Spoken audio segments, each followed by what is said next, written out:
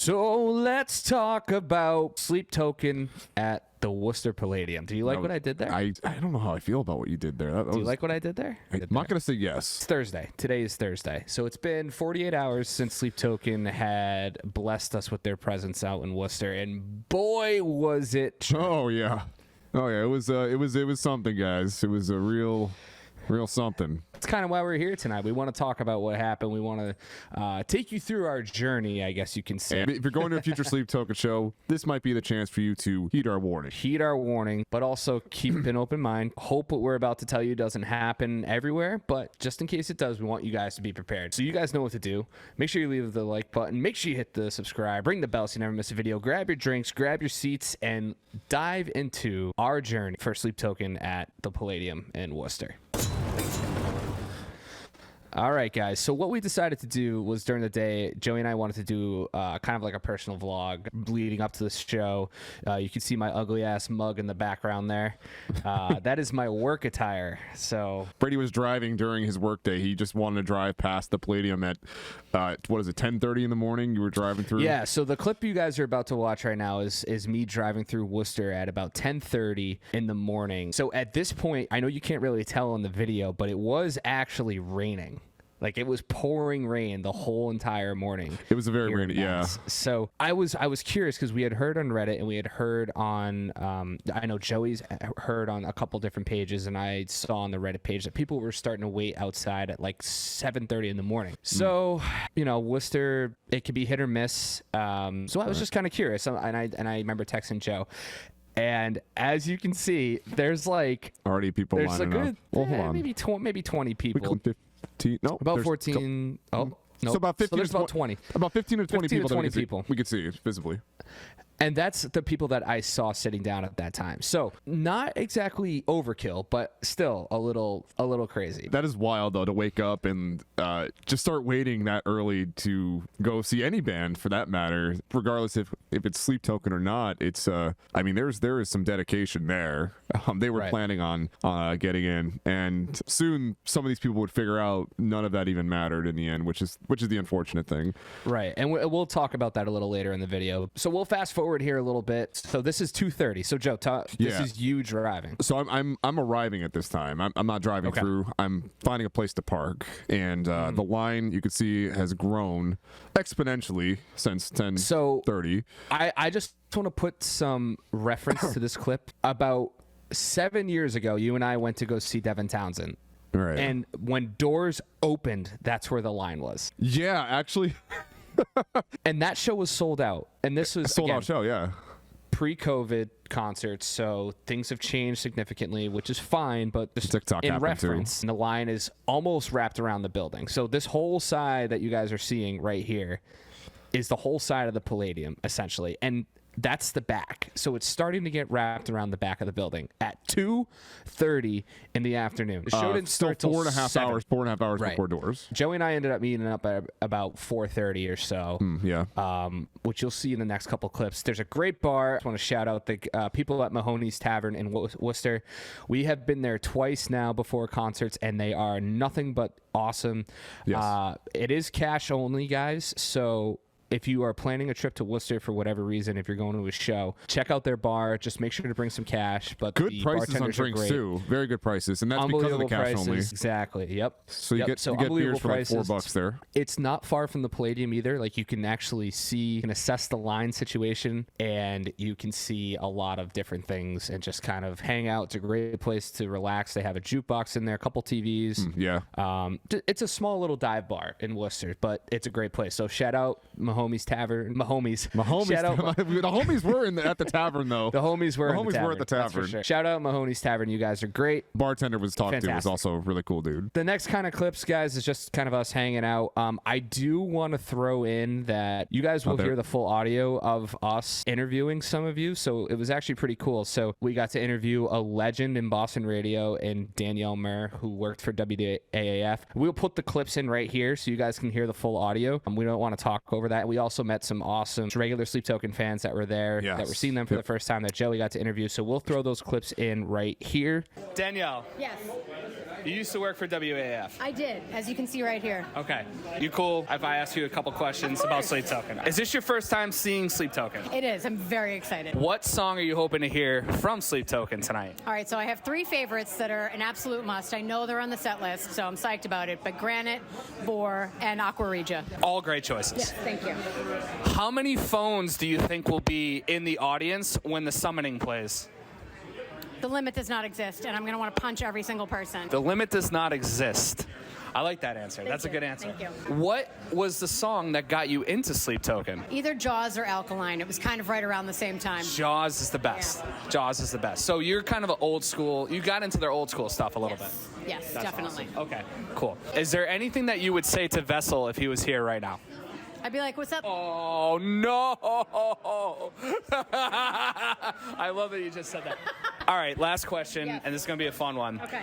So the band is called Sleep Token. If you could rename Sleep Token, but keep the same kind of idea, what would you name it? Sexy metal. So nap time currency is off the table? I mean, I don't hate it, but I think, it works. It works along the same line. I like sexy metal. Yeah, I like sexy sexy metal. metal's good. Danielle, thank you. Hey, you're welcome. What's going on, everybody? We're here at Mahoney's Bar in Worcester, Massachusetts. We're here to see the Sleep Token show at the Palladium. I'm joined here with Nicole and Danielle. Nicole and Danielle, what is one song you're hoping to hear Sleep Token play tonight? Take Me Back to Eden. Oh, hell That's my yeah. favorite song. Oh, hell yeah. Yep. I like Euclid, but don't think it's happening. No?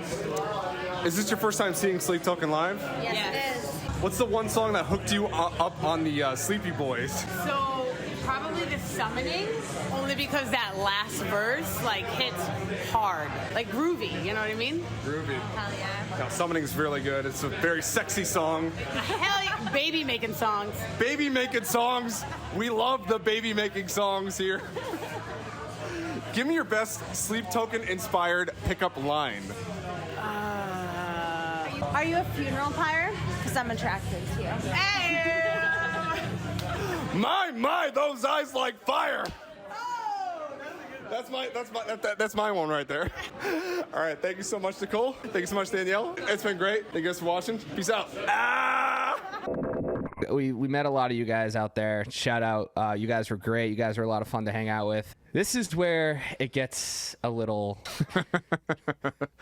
All right, so I almost want to let the audio speak for itself, but I mean, I was cussing out some I was cussing out a storm there in a excited way, but also how the hell are we getting in this venue? So for those of you who are Massachusetts natives, if you're watching, represent. Love you guys. This is the DCU Center. Or this is not across the street from the Palladium. This is at least 3 blocks away. 3 blocks away, full sidewalk, covered. Yeah. Covered. I've been going to shows to the Palladium for 17 years in my lifetime. Never before have I seen it like this. This is absolute insanity. I was taken aback, dude. I was like, this is insane. How are all these people going to fit in this venue? We got the vibe immediately when we walked outside. People were nervous, man. It was not like frustrated too. It was not like everybody kind of gets that nervous excitement before shows. It's like, oh, I'm nervous because maybe you've never seen them before, or oh, I'm nervous because this is my first show. If this was your first show, guys, I'm so sorry that you had to. This is not normal. Witness it like this, because it's not normal. It's intimidating. And we'll get into a couple of our theories as to what we think happened, and I want to note that this is at 7:30 at night, so the doors have been open for a half hour. We are doing our best to try to converse with people across the street, and the whole conversation here is they oversold tickets. They oversold tickets.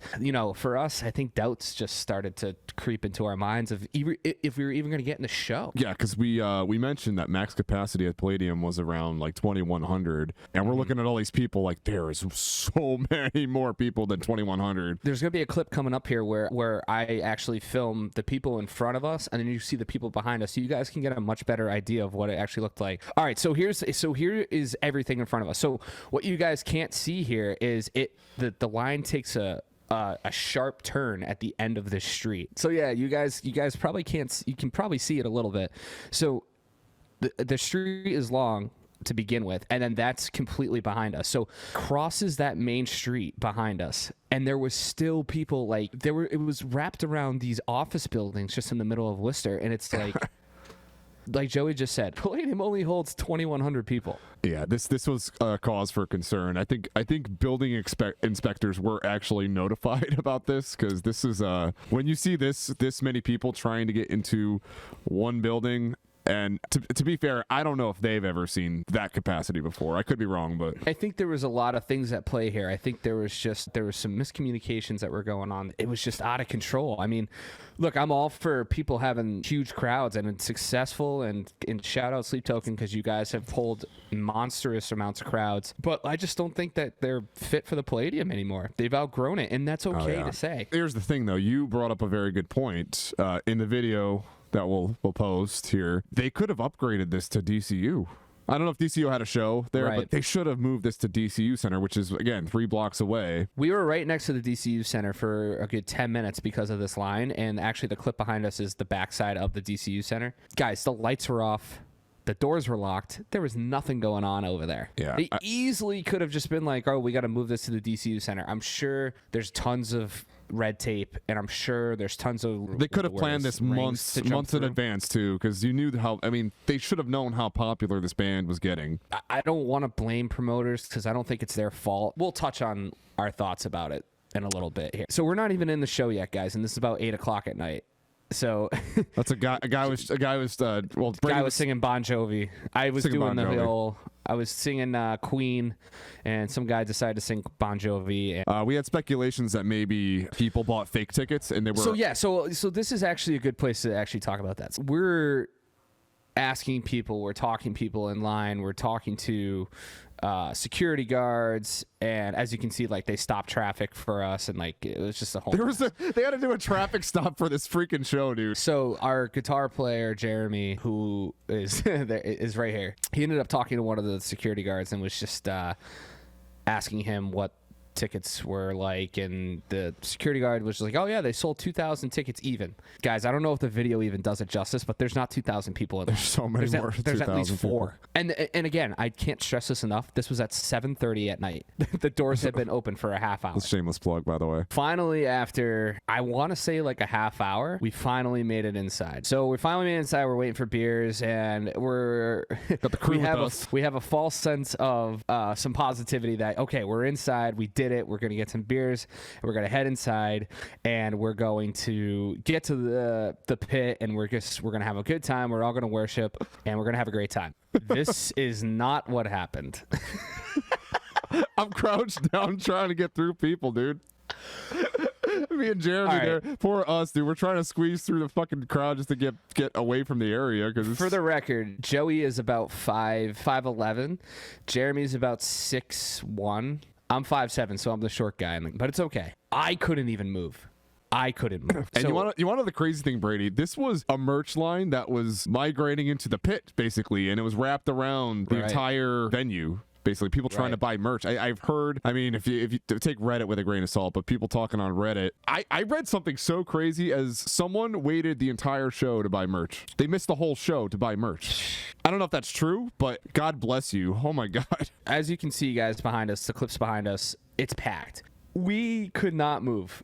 But like right there, you can kind of see how packed it is. Now we find ourselves up in the balcony. It's not the place we wanted to be, not the place we paid tickets for. We're on the upper end. It's not, and it was at first it was very disheartening. I mean, the very back end of the balcony, by the way. It's not even like we're like on a good spot of the balcony. We're like the corner, the back right corner of the balcony. We can see the wall behind us. Thankfully, that the balcony at the Palladium is general admission, because that's what we paid for. But they weren't even like checking our tickets up there. Like, we walked up right up there, and it was a very strange thing.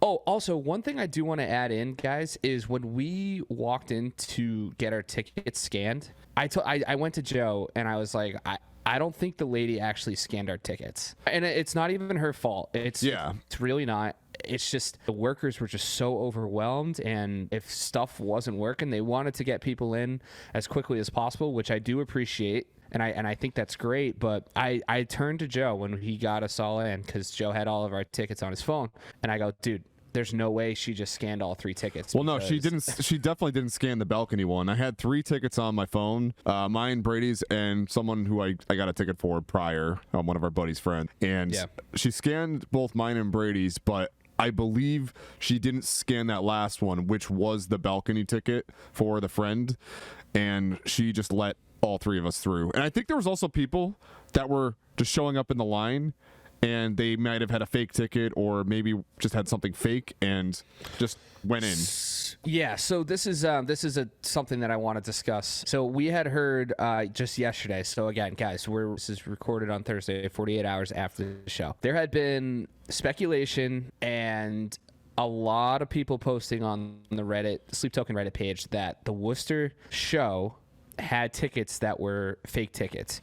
And the reason this happened is because C Tickets, which is the ticket site that sold them officially, Worcester that was Palladium's licensed. actual own ticketing site. So they had a data breach, which caused a shitload of fake tickets to be sold. Like Joey said earlier in the video, take Reddit with a grain of salt. I've had multiple people say it to comments that I've made on Reddit. I've seen it written multiple times on other Reddit posts. And if you guys were at the show and you know, leave a comment down below because we want to know. Because if this is the case, this is much bigger than just the Palladium overselling tickets. Joe mentioned that there were rumors that building inspectors were, are seeing the pictures and everything. So maybe something will come of it, maybe not. Again, it's all hearsay at this point. It's all Reddit posts, so take it with a grain of salt. This is just our opinion of what we saw and what we have been told and what we have read. Yeah. Make your own decisions out there. I hope they're doing something about it, because if a fire went off in that building and you were in the pit area, holy shit, you're dead. Like, you're absolutely dead. And we don't want anything to happen to you guys who are watching this, who may be going to later shows, because as I've mentioned on this channel multiple times, we're one big metal family and we love you guys. Bring it in for an air hug here. I guess that's just kind of like our first kind of warning, is just, be aware of what's going on, guys, and just make sure your tickets are legit. Make sure you bought them from a legit place.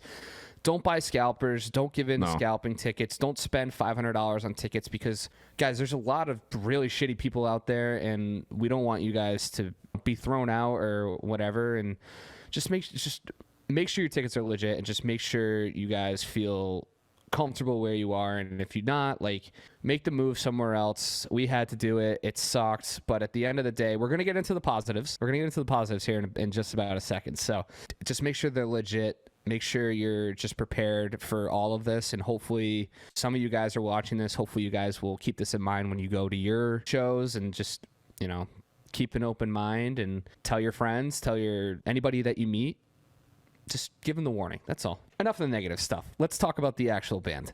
I mean, the band was sick. Guys, they were awesome. Sleep Token was awesome, yeah. They were awesome. And that's the crazy thing. Even in the position we were in, they still absolutely destroyed, and I was having a good time up on the balcony area for a little bit. With all said and done, with all their complaining, we were bummed out. Everybody would be, but we decided we were going to make the best of it. But guys, we ended up having a really good time, and there's going to be a very cool highlight at the very end of this that we're going to show you. That's pretty awesome. But their set list was great. They sounded great. The band themselves was awesome. For me, I still have to kind of get used to the fact that they just don't talk during their set, which is so unique and so just no one else does that, which is really cool. Yeah, they did have a interlude and a little section where they had like an automated vessel voice. That's right. Talking to Sleep, which was pretty interesting. We didn't really hear it though, because the sound just didn't reverberate to where we were, so it was just mumble to us. You guys probably know what we're talking about. So there is little interludes, like Joey was saying, and if you look it up, they're on Reddit. You can read them. They're not hard to find. The conversation is really cool. It just furthers the story of Vessel and Sleep. So we're standing on the balcony here. We're actually talking, and this is also we were still talking to the security guards on the side, and we told them, like, there's way more than 2,000 people in this place, right? One guy's like, well, it looks like there's like way more than 2,000 people. And the guy was trying to, like, I know he's trying to save face and trying to, like, keep his job and all that. The other guy was like, well, Just doing his job. just doing his job. So I'm like, whatever, okay. I go to stand on like one step below where we were. The guy's like, nope, can't do that. I'm like on the back wall. I'm in nobody's way, but whatever. I eventually got a little frustrated about that because just the whole time, like sleep token again, great. The situation very frustrating, especially when we paid to be down there. You know, we wanted to be down, which again, that was the whole point. So I'm disappointed for that reason, but I'm still having a good time. When that guy told me I couldn't stand on a step, one step lower, just to get a little bit of a better view. Just all I wanted. I was fed up, and I didn't even tell Brady or our friends where I was going. I made my way down to the pit area. I squeezed my dumb ass to the pit. So Brady, you said something like, I don't know, an hour before this happened, and I said it at the beginning of the set. On a crowd surf journey from the balcony. We're gonna send Joey on a crowd surf from the balcony to the floor. Well, actually, what I actually said was we're going to send you on a journey from the balcony, a crowd surfing journey from the balcony to the floor. Okay, it just cut off a little bit, but this is what happened. I was a few beers deep too, okay? Let's throw that out there. We all were. Yeah, we had a good night. Take goodbye!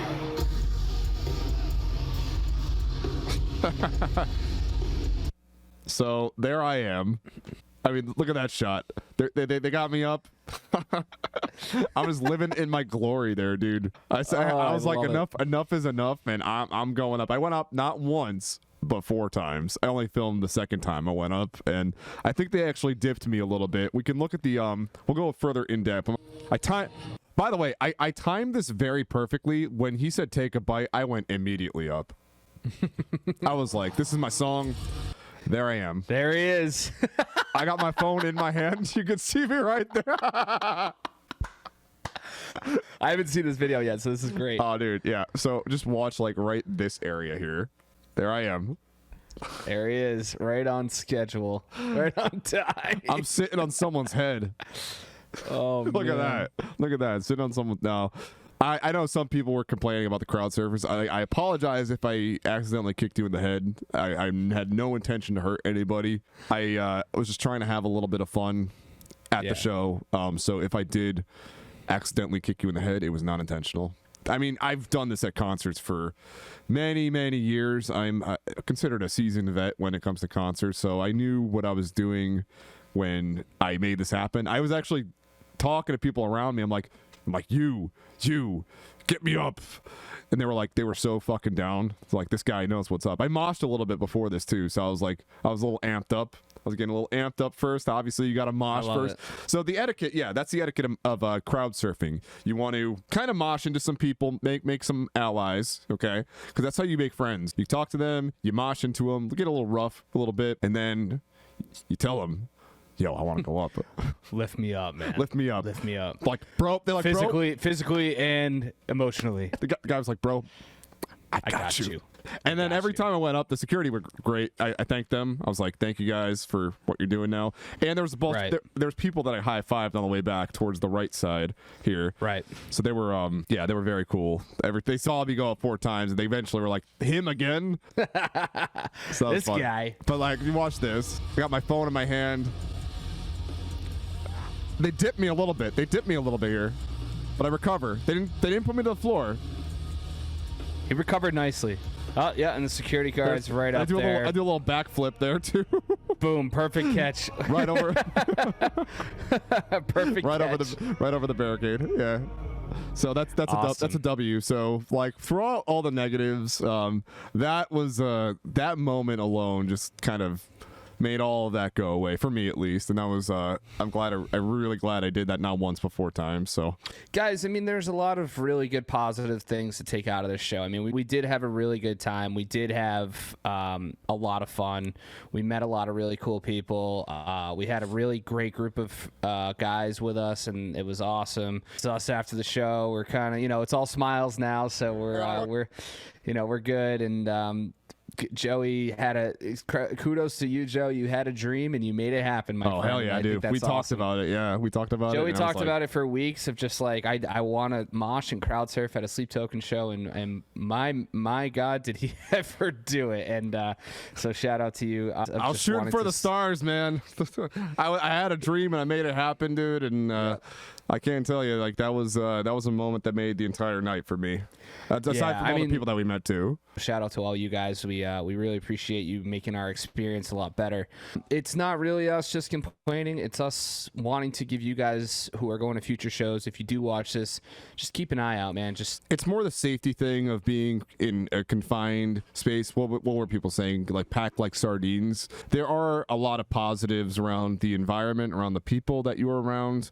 And there's a silver lining in everything, even a situation where a venue oversells a show. You could have your own fun. You'll make the best of a terrible situation somehow if you keep an open mind. It's Sleep Token at the end of the day, so everyone's gonna have a great time. Everyone's gonna enjoy it. Just be aware of what's happening, and I hope that the Palladium learns from this. I don't know if they will, because I other said the venues same too. thing. Other venues. I said the same thing in December when we went to Bad Omens, and it was really bad. And not this I don't bad. know. I hope there's enough traction out there for people to realize that what happened wasn't right, and it was borderline almost a safety concern. It's tough to say, because I know there was a data breach and it goes back to hackers, and it's still out there. We don't know if it happened, but the fact that people are talking about it, maybe it happened, maybe it didn't. But guys, those are our thoughts. What are yours? If you guys were there, let us know what you thought. If you have your own stories, we'd love to hear them.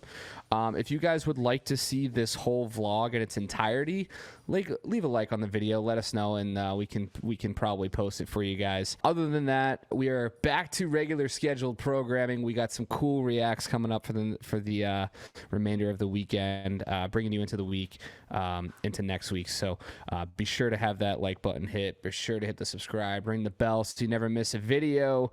Guys, we love you. Sleep Token, thank you so much for putting on such a great show. You guys were kick-ass as always. I had a great time, regardless of the situation. Thank you all so much for all the love and support, and we'll see you in the next video. Later! Stay 0.